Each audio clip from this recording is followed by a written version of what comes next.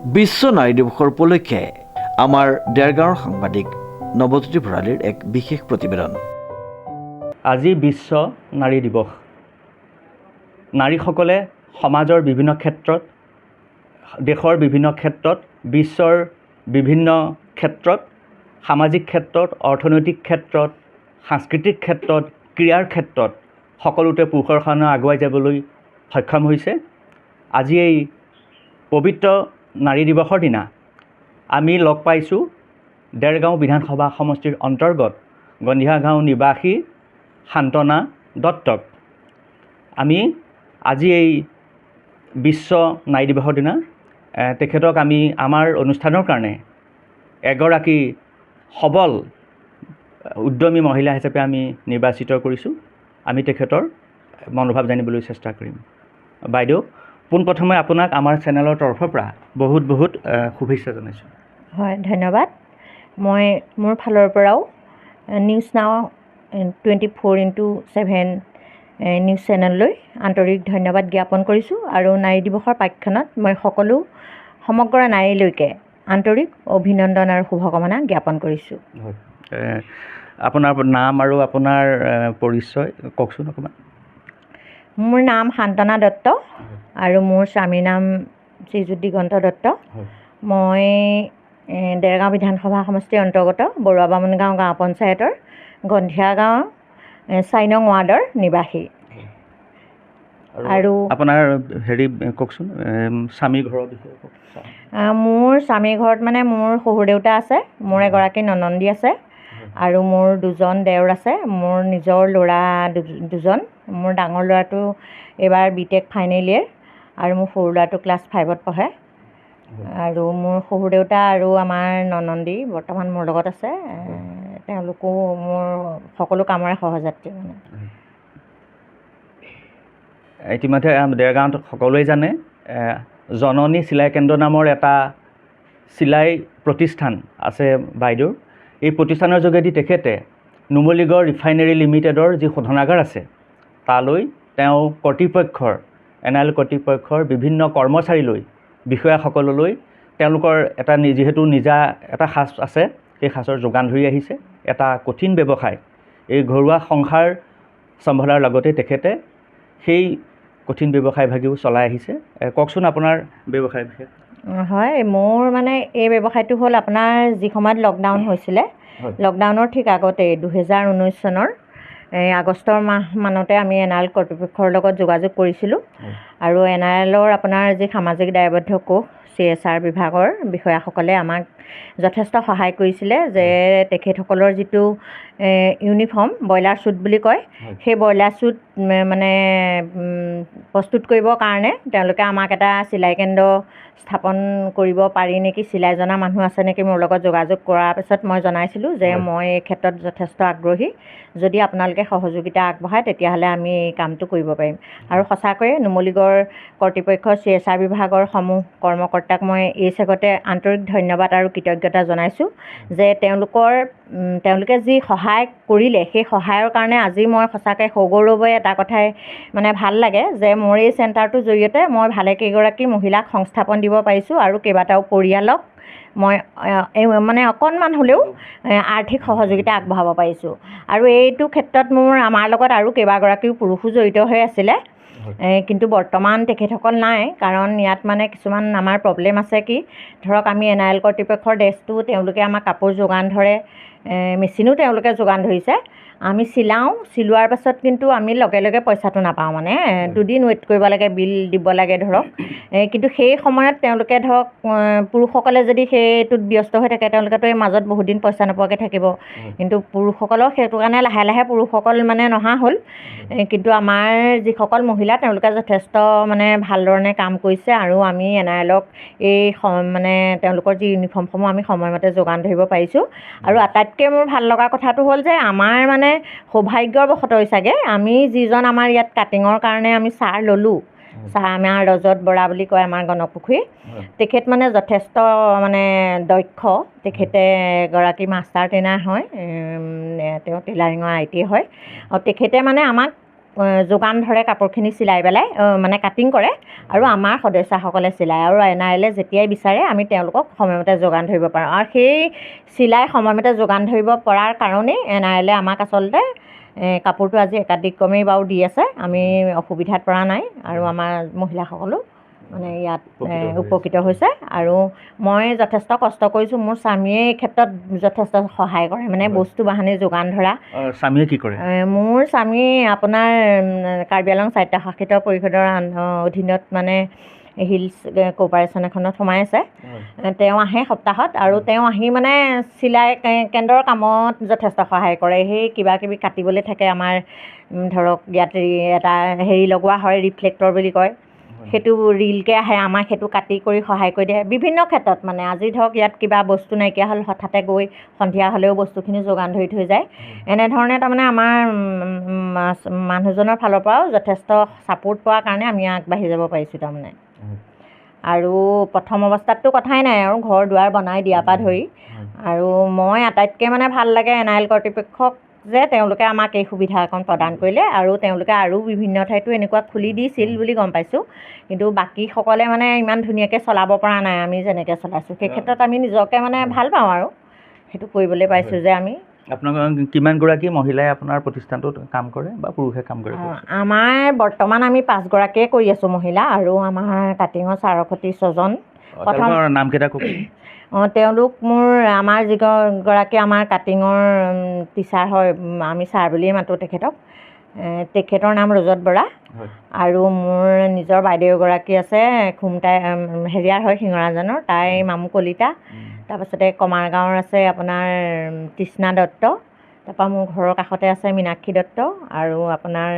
অকণমান আঁতৰৰ আমাৰ গাঁৱৰে আপোনাৰ মৌচুমী কলিতা আৰু আটাইতকৈ ভাল লাগে মানে কি এটাইকেইগৰাকী আমাৰ গোটৰ সদস্যাসকলক মই NRLMৰ লগতো যোগাযোগ কৰোঁ বিভিন্ন সময়ত NRLMেও আকৌ আমাক সহায় কৰিছে যথেষ্ট দেই তাৰমানে আমাৰ যি সময়ত লকডাউন হৈছিল লকডাউনৰ সময়ত মোৰ চেণ্টাৰটোৰ পৰাই প্ৰায় 25,000 টকাৰ মাস্ক আমি চিলাইছিলোঁ তাৰমানে তাৰপিছতো আপোনাৰ যেতিয়া 75 সংখ্যক স্বাধীনতা দিৱস হৈছিল সেই সময়ত আমাৰ চেণ্টাৰত মানে বহুত তেওঁলোকে ফ্লেগ চিলাই নিছিলে তেওঁলোকৰ ফালৰ পৰা সেই ছাপৰ্টখিনি পাওঁ আমাৰ বিভাগৰ যিসকল NRLMৰ ছাৰ বাইদেউ তেখেতসকলে আমাক যথেষ্ট সহায় কৰে সাধাৰণতে দেখা যায় যেতিয়া কোনো এজনী মহিলাৰ হাজবেণ্ডে স্বামীয়ে যেতিয়া কিবা এটা মানে চাকৰি কৰে তেওঁলোকে তেওঁৰ ওপৰতে নিৰ্ভৰ কৰি চলিব বিচাৰে এই ক্ষেত্ৰত আপুনি কিন্তু ব্যতিক্ৰম আপুনি কেনেকৈ নিজাববীয়া এটা ব্যৱসায় এটা মানে কঠিন ব্যৱসায় আপুনি কৰিবলৈ মানে অনুপ্ৰাণিত হ'ল হয় আচলতে কি আমি হ'লেও সৰুৰ পৰাই আমি কাম কৰি ভাল পাওঁ আৰু কৰ্ম সংস্কৃতিটো লগত সদায় জড়িত হৈ থাকিবলৈ বিচাৰোঁ আৰু নিজেই সংস্থাপন হোৱাৰ লগতে আমিও ধৰক বহুত ডাঙৰ মানুহ নহয় সৰুৰ পৰা আমি দুখ কষ্টৰ মাজেৰে ডাঙৰ হৈছোঁ গতিকে কৰ্ম সংস্কৃতিটো মানে খুব ডাঙৰ কথা সেইটো আমি বিচাৰোঁ তাৰমানে সেইকাৰণে আমি যেতিয়া ইয়াত আৰম্ভ কৰিছিলোঁ বহুত মহিলাই ইয়াত শিকিবলৈ আহিছিলে যথেষ্ট সংখ্যক মহিলাই শিকিবলৈ আহিছিল কিন্তু সকলোৱে কামটো তাৰমানে আঁকোৱালি ল'ব নোৱাৰিলে বিভিন্ন কাৰণত কোনোবাই নোৱাৰিলে কোনোবা ব্যক্তিগত সুবিধা দেখুৱাই বিভিন্ন কাৰণত নোৱাৰিলে ধৰক তাৰপৰা গৈ আমাৰ মাত্ৰ এই 5গৰাকী সদস্যহে এতিয়া ৰৈছেগৈ গতিকে কৰ্ম সংস্কৃতিটো মেইন কথা যে আৰ্থিক কথাটো কৈছোঁ আৰ্থিক ধৰক বহুত ক্ষেত্ৰত পিছ পৰিও কিছুমানে সমাজৰ কাম কৰিব পাৰে কিন্তু আৰ্থিক সবলতাটো হ'লে চব ফালৰ পৰাই সবল হ'ব পাৰি তাৰমানে গতিকে মই মহিলাসকলৰ এটা নিজা পৰিচয় বিচাৰোঁ তাৰমানে যে কৰ্ম সংস্কৃতি লুপ্ত হ'ব নালাগে কৰ্ম সংস্কৃতিৰ জৰিয়তে আমি পৰিচয়টো দাঙি থওঁ আমাৰ স্বামীৰ বা ঘৰখনৰ যিটো পৰিচয় সেইটোতকৈও আমাৰ নিজা এটা যদি পৰিচয় হয় ভাল লাগে তাৰমানে সমাজত সেই কথাটোৰ কাৰণে আচলতে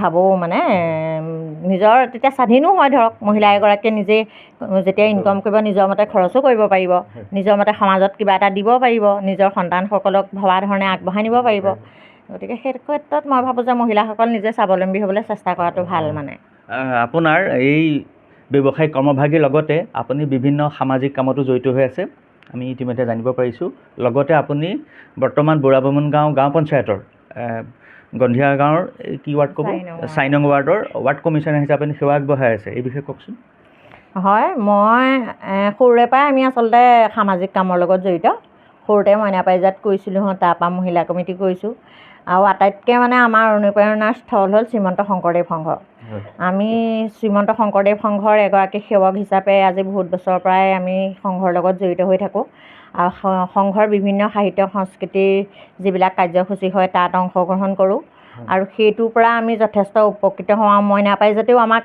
মানে আজি কথা ক'বলৈ শিকালে বা বাহিৰত ওলাই গৈ দুআষাৰ ক'বলৈ শিকালে, এইখিনি মইনা পাৰিজাতৰ পৰাও পাইছোঁ। গতিকে সৰুৰে পৰাই সামাজিক হোৱাৰ কাৰণে চাগে মন যায় মানে সমাজৰ হৈ কিবা এটা কৰিবলৈ। মই সৰুৰে পৰাই আমি আচলতে সামাজিক কামৰ লগত জড়িত। সৰুতে মইনা পাৰিজাত কৰিছিলোঁ, তাৰপৰা মহিলা কমিটি কৰিছোঁ আৰু আটাইতকৈ মানে আমাৰ অনুপ্ৰেৰণাৰ স্থল হ'ল শ্ৰীমন্ত শংকৰদেৱ সংঘ।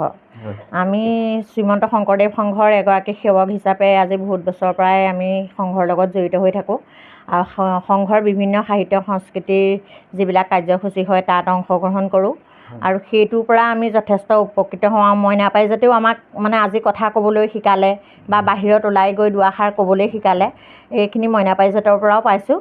গতিকে সৰুৰে পৰাই সামাজিক হোৱাৰ কাৰণে চাগে মন যায় মানে সমাজৰ হৈ কিবা এটা কৰিবলৈ আৰু সেই কাৰণেই মানে সুবিধাটো পাই আমি যোৱাবাৰ পঞ্চায়ত নিৰ্বাচনত অংশগ্ৰহণ কৰি পেলাই আমি 4 নং ৱাৰ্ডৰ পৰা মানে পঞ্চায়তৰ প্ৰতিনিধি হিচাপে গৈছোঁ আৰু মাত্ৰ আমাৰ বছৰ হোৱাই নাই বাৰু।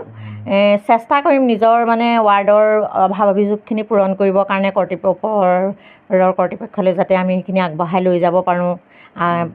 ৰাইজৰ কিবা অভিযোগ আছে, অভাৱ আছে, সেইখিনি যাতে পূৰণ কৰিবলৈ পাৰোঁ, সেইখিনি কাৰণে মানে সদায় চেষ্টা কৰোঁ আৰু ভগৱানেও চাগে শক্তি দিয়ক বুলি ভাবোঁ, ভগৱানক প্ৰাৰ্থনা জনাওঁ যাতে ৰাইজক মই সদায় এনেকৈ মানে সহায় কৰি যাব পাৰোঁ। হয়, এই চৰকাৰে বৰ্তমান যি উদ্যমিতা আঁচনি আগবঢ়াইছে মহিলাসকললৈ, এই তেওঁলোকে উদ্যমিতা আঁচনিৰ যোগেদি এগৰাকী সবল মহিলা হ'ব পাৰিব বুলি ভাবিবনে?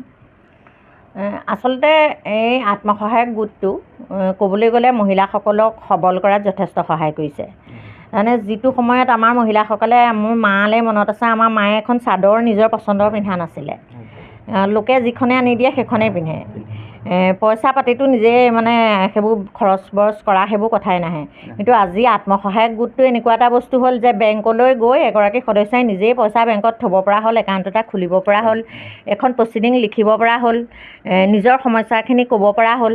গতিকে আত্মসহায়ক গোটে সেইখিনি দিছে আৰু এতিয়া শেহতীয়াকৈ উদ্যমিতা আঁচনিটো আচলতে চৰকাৰে এটা ভাল পদক্ষেপ। তেওঁলোকে কোনোবাই অভাৱৰ কাৰণে যদি কৰিব পৰা নাই, তেওঁলোকে সেইখিনি অভাৱৰ এটা ন্যূনতম আহিলা হিচাপে লৈ তেওঁলোকে এটা কৰ্মসংস্থাপনৰ কিবা এটা কৰিব পাৰে। কিন্তু এইটোও নহয় যে কেৱল উদ্যমিতা পালেই সবল হ'ব পাৰিব, তেনেকুৱাও কথা নহয়। কাৰণ কাম কৰিলেই সবল নহ'বও পাৰে। কাৰণ বহু ক্ষেত্ৰত মই দেখিছোঁ আৰু যদি মহিলাসকল সবল হ'লহেঁতেন, তাৰমানে আমাৰ যিসকল জীৱিকা সখী আছে, কৃষি সখী আছে বা অন্যান্যসকল, তেওঁলোক বিশেষকৈ সবল হোৱাটো বহুত প্ৰয়োজন। তেতিয়া তেওঁলোকে সজোৰে দাবীবোৰ উত্থাপন কৰি মহিলাসকলক আৰু আগবঢ়াই লৈ যাব পাৰিব।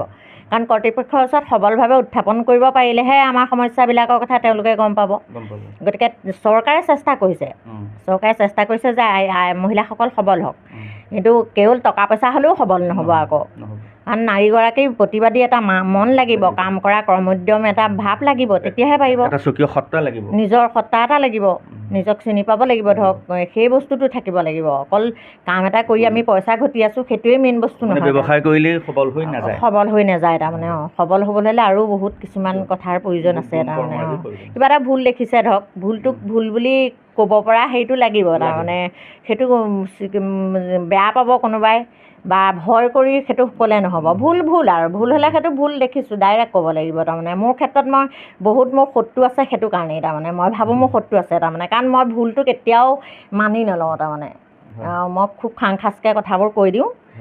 অৱশ্যে কিছুমানে বেয়া পালেও পিছত ভাল পায় ভুলটো যেতিয়া বুজি পায়, কিন্তু মই সেইটো স্পষ্টবাদী। সেইটোত মোৰ মানে ঘৰখনৰ মানুহো জানে আৰু মোৰ হাজবেণ্ডেতো ভয়েই কৰে ক'ৰবাত গ'লে, যে যি টি কথা খচককৈ কৈ দিওঁ যে হৈ যায় তাৰমানে। কেতিয়াবা মই মানে এনেকুৱাও পাওঁ যে ক'ৰবাত ৰাস্তা এটাৰ মাজত এবাৰ তলাতল ঘৰ গৈছিলোঁ, তাৰ সেই ষ্টেপবিলাকত দেখিছিলোঁ যে এইবোৰ আমাৰ যিবিলাক প্ৰেমিকা এনেকৈ বহি কথা পাতি আছিলে। আমি দুইজন গৈ আছিলোঁ, গৈ থাকোঁতে মানে মই উঠাই দিলোঁ যে তোমালোক চোৱা সেইফালে মুকলি জেগা আছে, তালৈ যোৱাচোন, এই অহা যোৱা বাটটোত আমি ল'ৰা ছোৱালী লৈ যাবলৈ অসুবিধা পাইছোঁ। মোৰ মানুহজন ওলাই আহি মোক খুব গালি পাৰিছে, যদিও বতাই তোমাক চৰ মাৰি দিলেহেঁতেন কি কৰিলাহেঁতেন। মই কৈছোঁ তাৰ প্ৰত্যুত্তৰ মই দিলোঁহেঁতেন, কাৰণ এইকণ জেগাটো সেইটো কাৰণে নহয় ন, মানুহ অহা যোৱা বাট। তেনেকুৱা তাৰমানে মই ৰৈ থাকিব নোৱাৰোঁ মানে। সেইটো কাৰণে চাগে কিছুমান সেইটো বেয়া কথা বাৰু। কিছুমান বেয়া কথাও আছে, মোৰ নথকা নহয়। কিন্তু স্পষ্টবাদী হৈ মই ভাল পাওঁ মানে, স্পষ্টবাদী মানুহক মই নিজেও ভাল পাওঁ। উল্লেখযোগ্য যে নাৰীৰ শক্তি অপৰিসীম। নাৰীৰ অবিহনে সমাজ দেশ কেতিয়াও বৰ্তি থাকিব নোৱাৰে। সমগ্ৰ বিশ্বৰ লগতে অসমতো বিভিন্ন প্ৰান্তত এই নাৰী দিৱস উদযাপন কৰা হয়। বৰ্তমান নাৰীসকলে সমাজৰ ক্ষেত্ৰত, দেশৰ ক্ষেত্ৰত, বিশ্ব দৰবাৰৰ ক্ষেত্ৰত বিভিন্ন দিশত সামাজিকভাৱে, ৰাজনৈতিকভাৱে, অৰ্থনৈতিকভাৱে, সাহিত্যিকভাৱে, সাংস্কৃতিকভাৱে, কলাত্মকভাৱে, বৈজ্ঞানিকভাৱে, ক্ৰীড়াসুলভভাৱে পুৰুষৰ সমানে খোজ বুটলিবলৈ সক্ষম হৈছে। আমি লগ পাইছোঁ জননী চিলাই কেন্দ্ৰৰ এগৰাকী জ্যেষ্ঠ দক্ষ কৰ্মচাৰী। তেখেতৰ পৰা আমি জানিবলৈ চেষ্টা কৰিম। কওকচোন বাইদেউ, কেনেকৈ আপুনি আজি পবিত্ৰ নাৰী দিৱসৰ দিনা শুভেচ্ছা জনাব? তেখেতক আমি এগৰাকী উদ্যমী সবল মহিলা হিচাপে আজি আমি নিৰ্বাচিত কৰিছোঁ অনুষ্ঠানৰ কাৰণে। সৰ্বপ্ৰথমে মই মাননীয় আপোনাকে কৈছোঁ যে সংবাদদাতা শুভেচ্ছা। তাৰ পাছতে এই জননী চিলাই কেন্দ্ৰৰ যিগৰাকী নাৰীৰ কথা কৈছে আজি নাৰী দিৱসত, সান্তনা দত্ত, তেওঁলোকো মই আন্তৰিক শুভেচ্ছা মোৰ ফালৰ পৰা জ্ঞাপন কৰিছোঁ। 1918 চনৰ 2019 চনৰ ঠিক আগষ্ট মাহৰ পৰাই এই জননী চিলাই কেন্দ্ৰটো মানে আৰম্ভ হৈছে। এওঁলোকে মানে যি সান্তনা দত্তই যিখিনি কষ্ট কৰি বা এনাৰলৰ কৰ্তৃপক্ষৰ দ্বাৰা এই চিলাই কেন্দ্ৰটোলৈ যিখিনি কাম আনিলে বা এই কামখিনিৰ জৰিয়তে যিখিনি মহিলা উপকৃত হৈছে, তাৰ কাৰণে মই তেওঁক মানে সাংঘাতিক ধৰণে মই ধন্যবাদ দিওঁ। আৰু এই কামটো কৰিবৰ কাৰণে তেখেতে মোক নিমন্ত্ৰণ কৰাইছিল। মই দুজন মানুহৰ কথা নকোৱাকৈ নোৱাৰোঁ যে এইখন গাঁৱৰে প্ৰভাত কাকতি ডাঙৰীয়া আৰু দেৰগাঁৱৰ ডনবক্সৰ ওচৰত তেখেতৰ ঘৰ, সেইজন হৈছে বিজিত বৰদলৈ। তেওঁ মোক লগ পাইছিল। তেওঁৱেই মোক মাতি আনি এই জননী চিলাই কেন্দ্ৰটোত মোক মানে প্ৰশিক্ষণৰ কাৰণে মোক মাতি আনিছিল। আৰু মই তেতিয়াৰ পৰাই তেখেতসকলক মানে মই প্ৰশিক্ষণ দিয়া হৈছিল। আৰু মই মানে যে মই ইয়াত প্ৰশিক্ষণ দিয়াই নহয়, মই নিজস্বভাৱে মই ঠিক 1985 চনৰ পৰাই মোৰ এখন টেইলাৰিং ব্যৱসায় আছিল। ঠিক লকডাউনৰ আগলৈকে সেই কামখিনিবিলাক মই তাত কৰি আছিলোঁ। তাৰ লকডাউনৰ পাছৰ পৰাই মানে এনেকুৱা হৈছে যে ৰেডিমেড গোটেই কাপোৰবিলাক ৰেডিমেড হ'ল আজিকালি। হয়তো এতিয়া আপুনিও সেই ৰেডিমেড কাপোৰেহে হয়তো পিন্ধিছে নহয় বাৰু? গতিকে কাম বনবিলাক দোকানত নাইকিয়া হ'ল। তাৰপৰা মই নিজেও এটা প্ৰশিক্ষণ কেন্দ্ৰ খুলিছিলোঁ। তাত মই ভালেকেইগৰাকী খুব কমকৈ 100-150 মান মই ছোৱালীক মানে মোৰ দোকানত মই প্ৰশিক্ষণ দিয়া হ'ল।